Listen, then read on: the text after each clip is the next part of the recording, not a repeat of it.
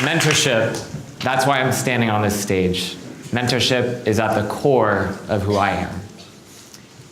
Being with this organization since the spring of 2015 has given me the opportunity to be a mentor to so many different people from all over the world, like Latin America, India, and the US.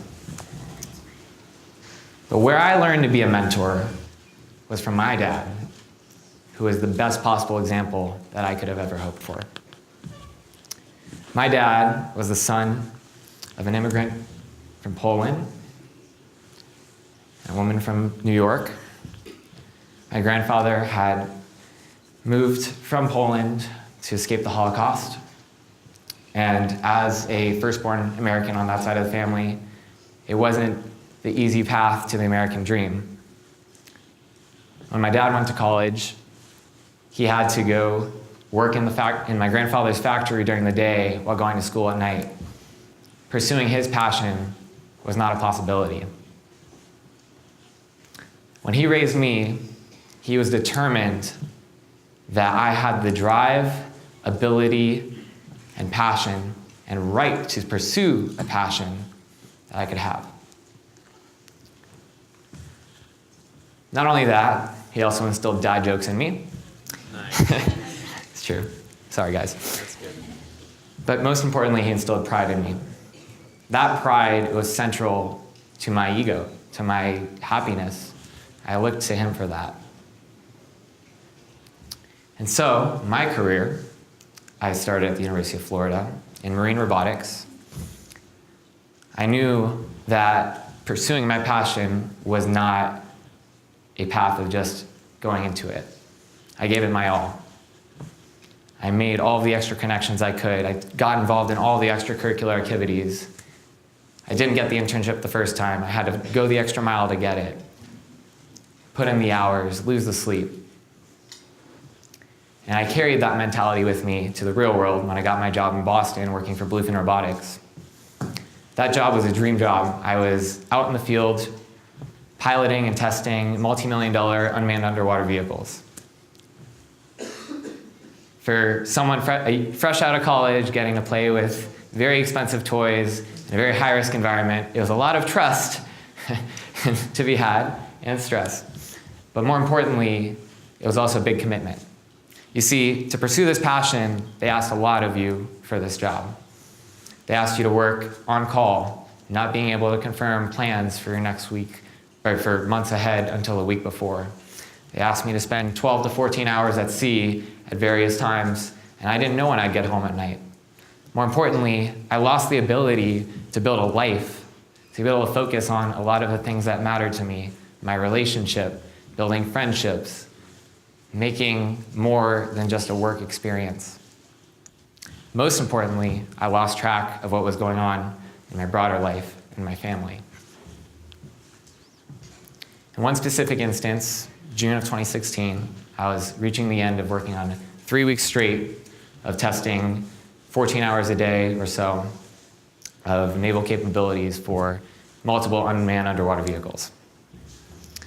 This was honestly one of the highlights of my time at Bluefin. It was just insanely complicated and a real testament to technology. At the same time, my dad, who was an entrepreneur, was also struggling with a failing business. I had some idea of his struggle, but work came first. I didn't have time to catch up with him every day. I didn't know what was really going on.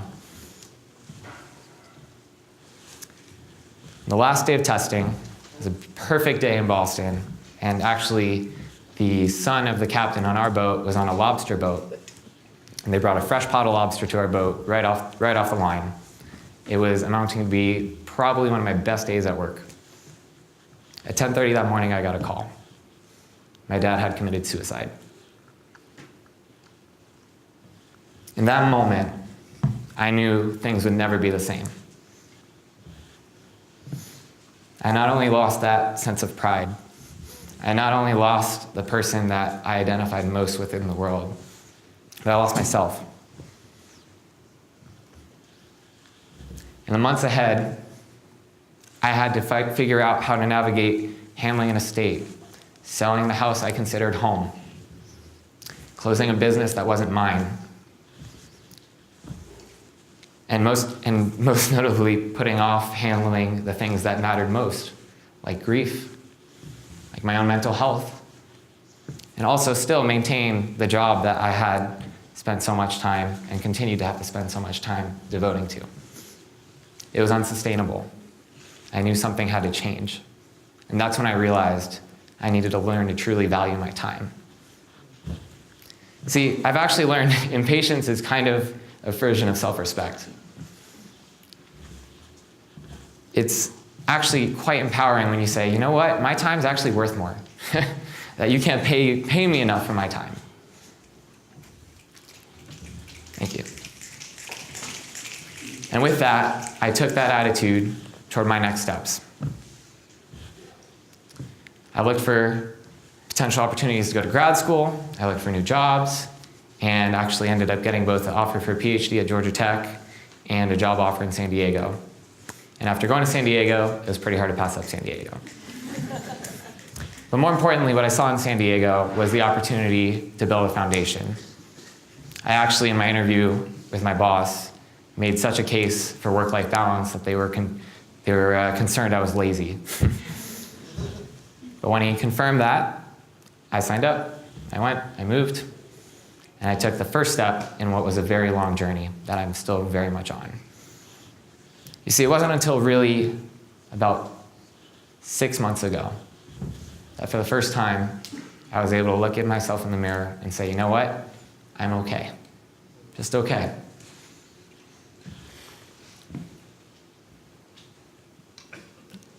Along the way, I finally had the chance to prioritize my own mental health, to actually get to learn what building a life was like, to actually get to balance doing the things I loved with work, and to learn that even though I wasn't exactly nailing my passion, that there was a life outside of it.